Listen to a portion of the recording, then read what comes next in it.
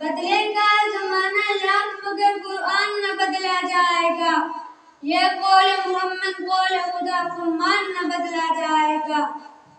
محترم اساتذہ کرام اور مہمانان گرامی، میں آج کی اس محفل میں عظمت قرآن کریم کے عنوان سے ہم کلامی کا شرف حاصل کر رہا ہوں۔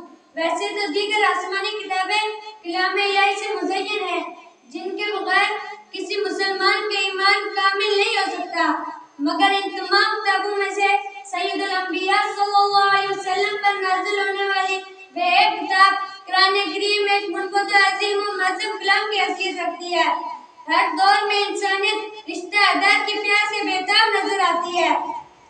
دنیا کا کوئی کتاب وہ راستہ نہیں دکھا سکتی، دنیا کا کوئی قانون وہ راستہ نہیں دکھا سکتا، سب سے سیدھا راستہ صرف قرآن کا راستہ ہے۔ دنیا کی کوئی طاقت دھوکا مقابلہ نہیں کر سکتی۔ آج تمام اطراف عالم میں افراتفری کا سما ہے، پورے عالم کے اندر مسلمان ظلم و ستم و تشدد کا شکار ہے۔ دنیا کا کوئی ملک ایسا نہیں، دنیا کا کوئی صوبہ ایسا نہیں، دنیا کا کوئی شہر ایسا نہیں جہاں رب کا قرآن موجود نہ ہو، مگر بات یہ ہے وہ نمورات اور برکات سے محفوظ ہوں گے۔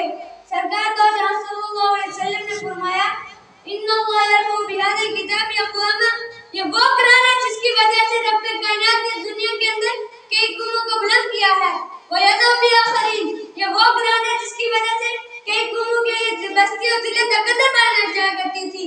پھر میں کیوں نہ کہوں اتر کے ہرا سے سوئے قوم آیا، اتر کے ہرا سے سوئے قوم آیا، ایک نسخہ کیمیا ساتھ لایا، وہ معزز تھے زمانے میں مسلمان ہو کے، وہ معزز تھے زمانے میں مسلمان ہو کے، ہم ذلیل و خوار ہوئے تارک قرآن ہو کے، وما علینا الا البلاغ المبین۔